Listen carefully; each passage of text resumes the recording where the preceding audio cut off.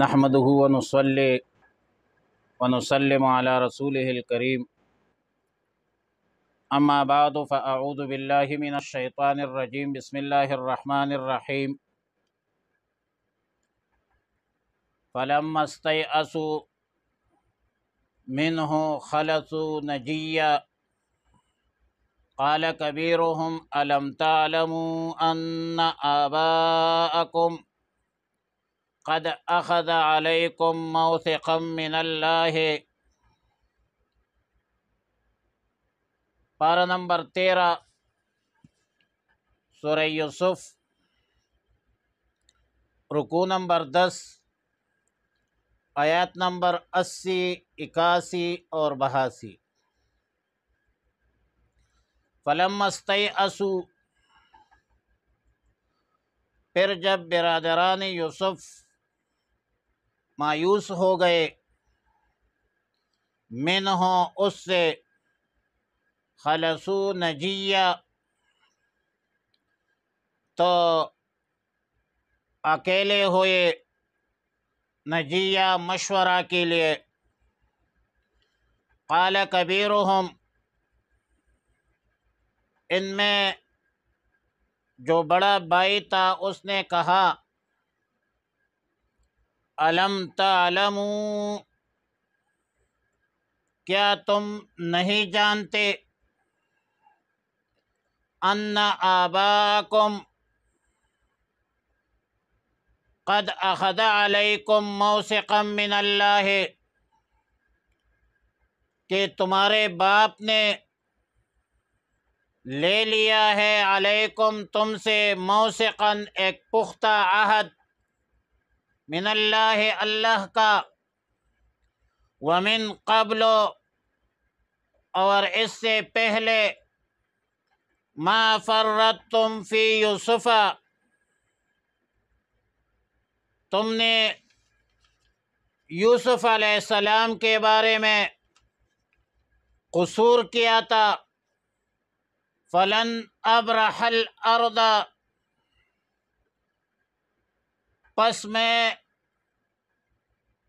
نہیں چھوڑوں گا اور ہرگز نہیں چھوڑوں گا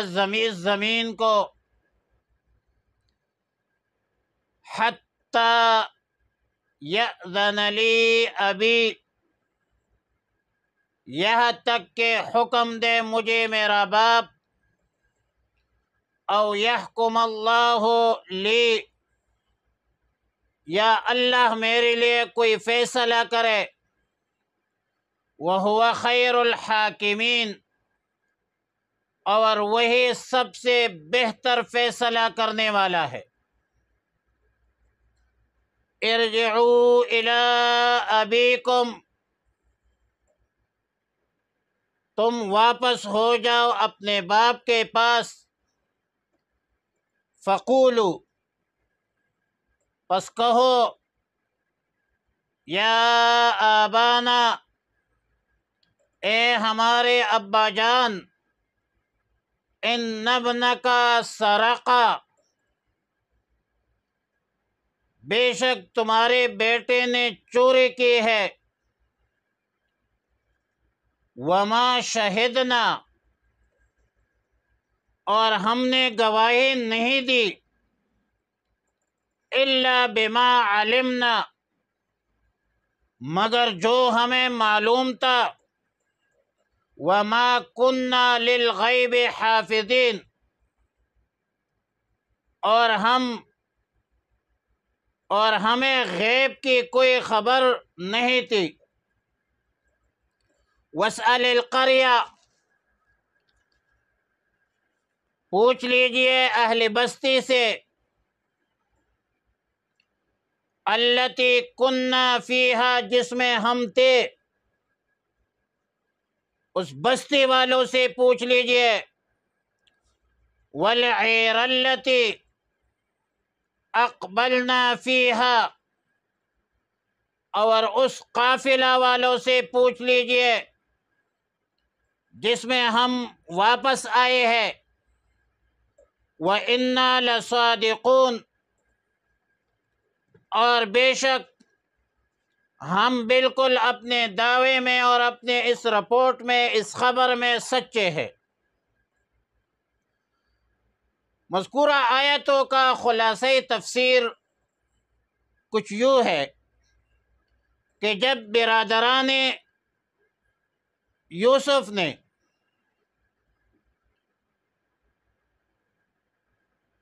اپنے بھائی بنیامین کی رہائی کی کوششیں کی اور اس کوششوں سے یہ مایوس ہو گئے، تو آپس میں انہوں نے مشاورت شروع کی۔ فَلَمَّا اسْتَيْأَسُوا مِنْهُ خَلَصُوا نَجِيًّا، پھر ان میں جو بڑا تھا قَالَ كَبِيرُهُمْ،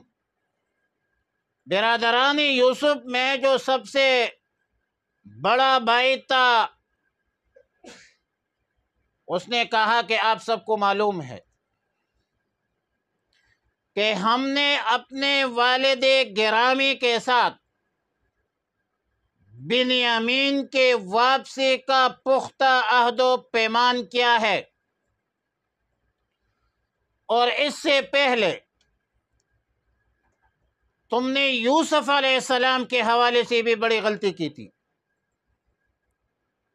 اور میں تو تب تک مصر سے ہرگز نہیں جاؤں گا جب تک والد گرامی خود مجھے حکم نہ دے کہ کنعان آ جاؤ، یا رب العالمین کی طرف سے کوئی فیصلہ ہو جائے۔ بعض مفسرین لکھتے ہیں کہ یہ بڑا بھائی اور یہ جو قائل تھا، متکلم تھا، یہ یہودا تھا۔ یہ اگرچہ عمر میں چھوٹا تھا لیکن فضل و کمال میں، سمجھداری میں، سنجیدگی میں بڑا تھا۔ اور بعض مفسرین لکھتے ہیں کہ یہ روبیل تھا جو عمر میں سب سے بڑا تھا۔ تیسرا قول یہ ہے کہ یہ شمعون تھا۔ بہرحال جو بھی تھا، لیکن یوسف علیہ السلام کا بڑا بھائی تھا اور یوسف علیہ السلام سے بڑا تھا، اور پھر یہ کہا کہ ارجعوا الی ابیکم، آپ سب لوگ والد گرامی کے پاس واپس چلے جائیں اور ان کو بتلا دے کہ آپ کے صاحبزادہ نے چوری کی ہے، مال مسروقہ، چوری شدہ چیز ان کے سامان سے برآمد ہوا ہے، اور ہم جو کچھ کہہ رہے ہیں ہم اس کے چشمدید گواہ بھی ہے، وہ علاقے والے، اہل بستی والے بھی گواہ ہے اور قافلہ والے بھی گواہ ہے۔ باقی وما کننا للغیب حافظین، غیب کا حال تو ہم نہیں جانتے، ہمیں تو یہ پتہ نہیں تھا کہ بنیامین چوری کرے گا، ہمیں تو یہ پتہ نہیں تھا کہ یہ گرفتار ہوگا۔ باقی ہم نے جو عہد و پیمان کیا تھا وہ ظاہر کے اعتبار سے تھا، ہم نے مکمل طور پر بھرپور کوشش کی کہ ہر حال میں ہم عہد و پیمان پر پورا اترے، بنیامین کی حفاظت کرے، لیکن ہمارے جتنی بھی کوششیں تھی وہ ظاہری طور پر تھی، ہمارے نظروں سے غائب جو کچھ ہوا اس کا ہمیں کوئی پتہ نہیں ہے، ہمیں کوئی علم نہیں ہے۔ اب ظاہر ہے کہ برادران یوسف اس سے پہلے اپنے والد گرامی سیدنا یعقوب علیہ السلام کو یوسف علیہ السلام کے حوالے سے دھوکہ دے چکے تھے، اور برادران یوسف کو معلوم تھا کہ ہمارے والد گرامی سیدنا یعقوب علیہ السلام ہمارے باتوں پر، ہماری شہادت پر، ہماری خبر پر یقین نہیں کریں گے، اور اس وجہ سے برادران یوسف نے یعقوب علیہ السلام کو مزید شواہد دی کہ وَاسْأَلِ الْقَرْيَةَ وَالْعِيرَ الَّتِي، اگر آپ کو ہمارے باتوں کا یقین نہیں ہے تو اس بستی والوں سے پوچھ لیجئے، شہر والوں سے پتہ کرے، قافلہ والوں سے تحقیق کرے جو ہمارے ساتھ مصر سے کنعان آئے ہیں۔ یقیناً ہم اپنے قول و فعل میں بالکل سچے ہیں، پکے ہیں، اور ہم جھوٹ نہیں بول رہے ہیں۔ تفسیر مظہری میں اس جگہ ایک سوال کا جو اعادہ کیا گیا ہے کہ حضرت یوسف علیہ السلام نے والد کے ساتھ اس قدر بے رحمی کا معاملہ کیسے گوارا کیا، اپنے حالات کی بھی اطلاع نہیں دی، اور مزید یہ کہ بنیامین کو بھی روک دیا، جبکہ مصر سے برادران یوسف اور بہت سارے لوگ کنعان جاتے تھے، آتے تھے۔ تو پھر ان سب باتوں کا جواب تفسیری مظہری نے یہ دیا ہے، ذالک بامر اللہ لیزید فی بلاء یعقوب، یعنی یوسف علیہ السلام نے یہ سارے کام اللہ کے حکم سے کیے تھے، جس کا منشا سیدنا یعقوب علیہ السلام کے امتحان کی تکمیل تھی۔ یہاں پر ایک بات اور قابل غور ہے، اور اہل علم نے مذکورہ آیتوں سے استخراج کیا ہے، استنباط کیا ہے کہ وما شہدنا الا بما علمنا سے ثابت ہوتا ہے کہ انسان جب کسی سے کوئی معاملہ معاہدہ کرتا ہے تو وہ ظاہر حالات پر محمول ہوتا ہے، اور ظاہر حالات کے مطابق معاہدے ہوتے ہیں، وعدے ہوتے ہیں۔ برادران یوسف نے جو وعدہ کیا تھا کہ ہم بنیامین کی حفاظت کریں گے، یہ ظاہر کے اعتبار سے تھا اور اختیاری امور کے متعلق تھا۔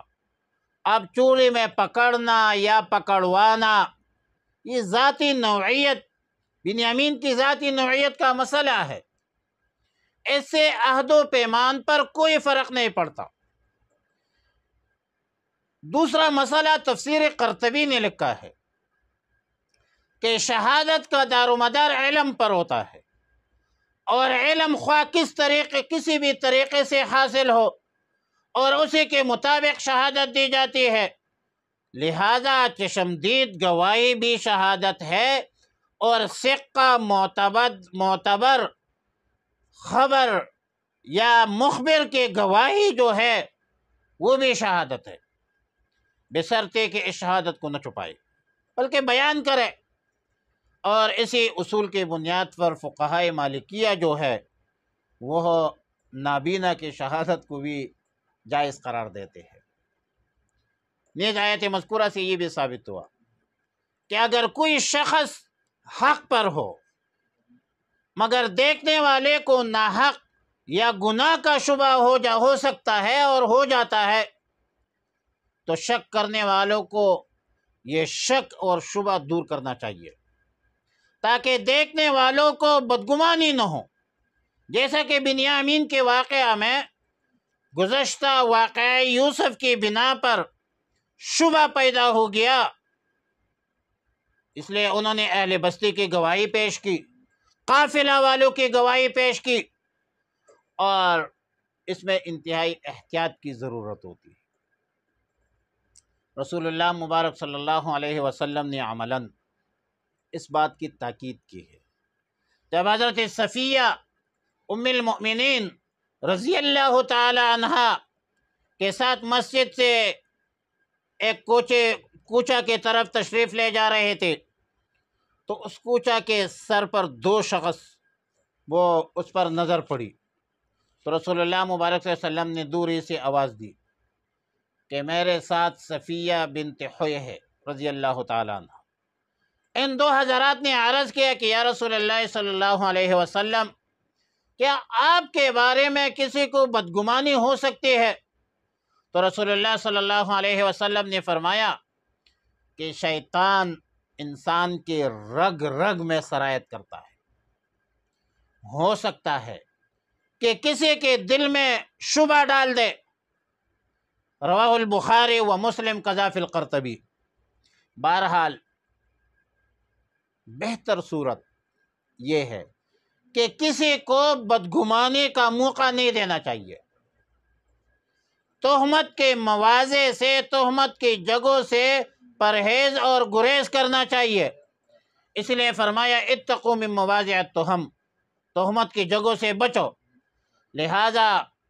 سب مسلمانوں کو چاہیے کہ تہمت کے مواقع کے مواضع سے تہمت کی محفل سے، مجلس سے، تہمت کے جگہوں سے بچنے کی کوشش کرے، اور خاص کر اہل علم حضرات جو ہے وہ دیندار طبقہ، وہ ایسی مقامات سے، تہمت والی مقامات سے شریعت کے مطابق مکمل گریز کرے، پرہیز کرے، جو اہل علم دیندار طبقہ کی بدنامی کا سبب نہ بنے۔ لہذا فرمایا رسول صلی اللہ علیہ وسلم نے کہ اتقوا من مواضع التہم، وآخر دعوایا ان الحمد للہ رب العالمین۔